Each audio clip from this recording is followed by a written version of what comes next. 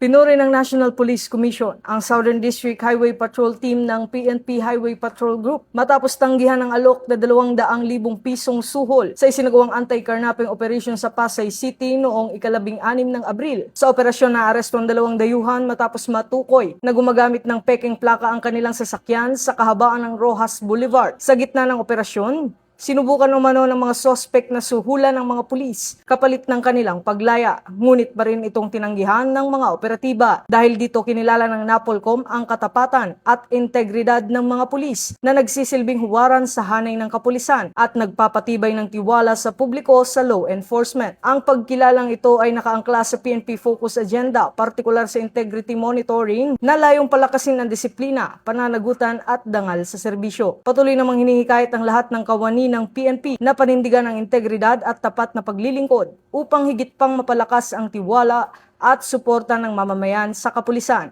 Ito ang bagong PNP para sa bagong Pilipinas. Serbisyong mabilis, tapat at nararamdaman.